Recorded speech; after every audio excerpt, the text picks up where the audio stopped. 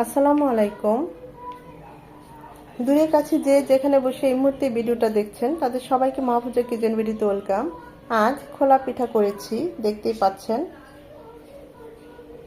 খোলা পিঠা। আমরা তো এটাকে খোলা পিঠাই বলি। সাথে আলু দিয়ে মুরগির মাংসের ঝোল করেছি আর খেজুরের ঝোলা গুড়, এটা দিয়ে আজকে এই খোলা পিঠাটা খাবো।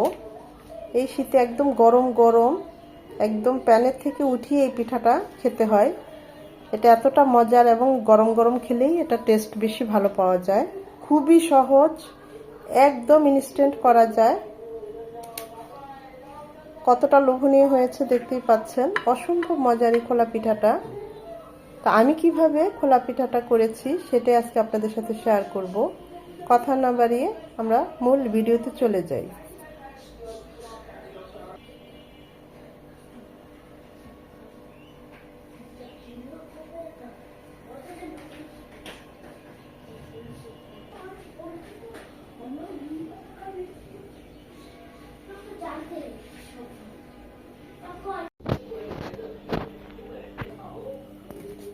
পিঠা বানাবো, চাল ভিজিয়ে রেখেছি। এটা সেদ্ধ চাল, আমরা এখানে নাজিসের চাল দিয়ে আমি ভাত খাই।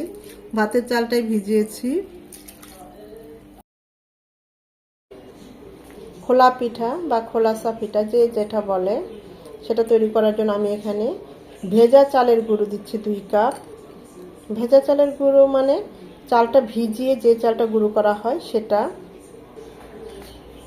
আমি চালটা ভিজিয়ে ভাঙিয়ে এনেছি। আর অবশ্যই এটা এরকম চেলে নিতে হবে।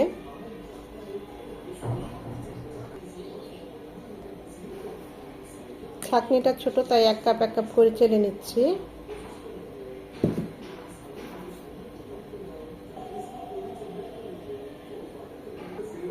এই পিঠাটা করতে একদম সহজ। দিয়ে দিব স্বাদ মতো লবণ। এখানে আর কিছুই লাগবে না।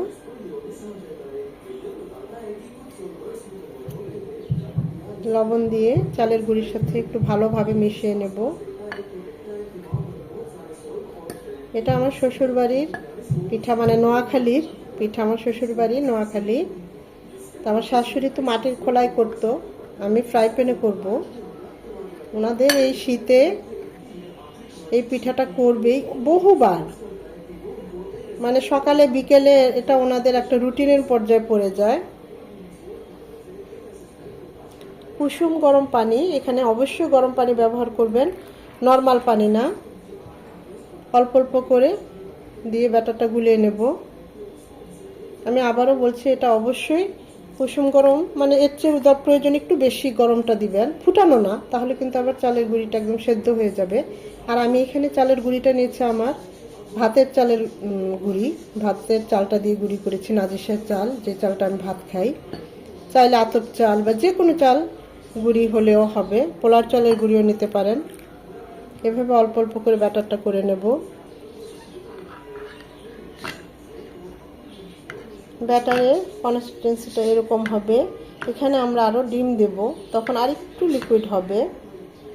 আমি 2 কাপ চালের গুঁড়ির জন্য 2টো ডিম নিয়েছি। ডিম 2টো ফেটে দিব, তাহলে ব্যাটারে খুব ভালোভাবে ডিমটা মিশে যাবে। আপনারা চাইলে ডিমের পরিমাণ বাড়িয়ে কমিয়ে দিতে পারেন। এই ডিমটা দেওয়ার কারণে পিঠাটা একদম সফট হয়। আমাদের দেশ মুন্সিগঞ্জ, বিক্রমপুর।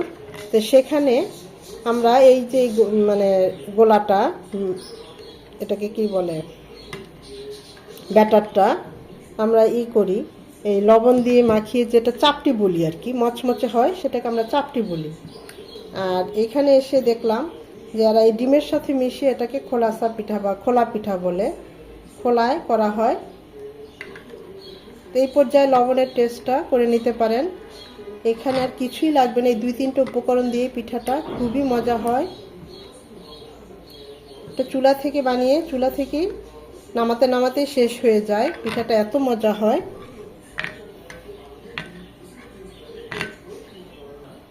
খোলা পিঠার ব্যাটারটা একদম রেডি। এটাকে আমি 10 মিনিট রেস্টে রাখবো। রেস্টে রাখলে খুব ভালো হয়। চেষ্টা করবেন মিনিমাম 10 মিনিট রেস্টে রাখতে।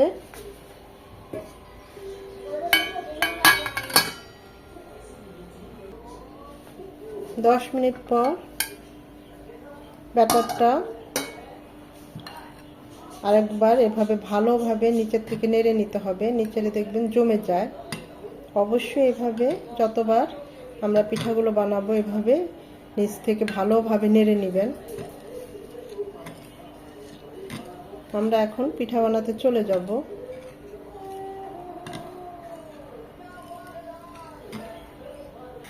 ফ্রাই প্যানটা খুব ভালোভাবে গরম করে নিতে হবে।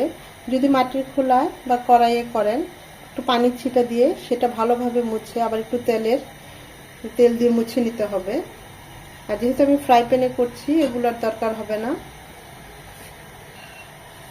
এই পিঠাগুলো ছোট ছোটই হয়, আমি একটু বড় বড় করেই বানাচ্ছি। আর একদম গরম গরম চুলা থেকে নামাতে নামাতে এগুলো খেতে হয়, গরম গরমে টেস্ট। দেখুন অসংখ্য ছিদ্রযুক্ত পিঠাটা, এটা এরকমই হবে। এটা ঢাকার কোনো দরকার নেই, এমনিতেই হয়ে যায় 1 থেকে 2 মিনিটের মধ্যেই। আমার শাশুড়ি তো মাটির খোলাই করতো, এরকম গরম গরম ওঠাতো আর শেষ হয়ে যেত। দেখুন আমাদের পিঠাটা কত সুন্দর হয়েছে, অসংখ্য জালিযুক্ত হয়েছে। পিঠাটা এত সুন্দর একটা সুঘ্রাণ বের হয়েছে, বলার মতো না। চাইলে ছোট করতে পারেন বা একটু বড় করে নিতে পারেন। আমি একটু বড় বড় করেই করছি।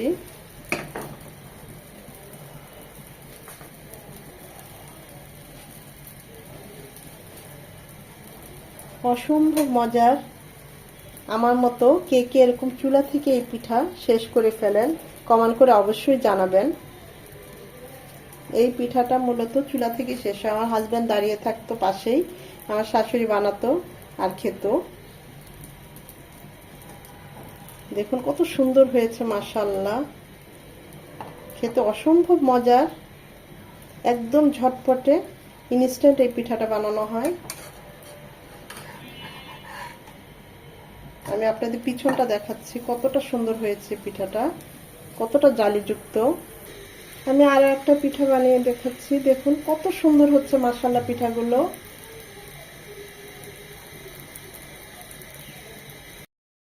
একদম গরম গরম মজাদার খোলা পিঠা বা খোলাসা পিঠা, যে যেটা বলে, আমাদের রেডি। এটা গরম গরমই পরিবেশন করতে হয়। সফট, দেখুন প্রতিটা পিঠা খুবই সফট।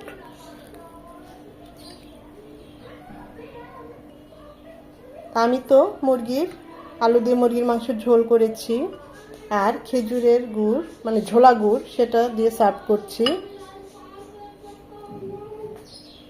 আমার শাশুড়ি তো ঝোলা গুড় হলে আর কিছু লাগে না, তারা এই ঝোলা গুড়টা দিয়ে এই পিঠাটা বেশিরভাগ খেত পছন্দ করে।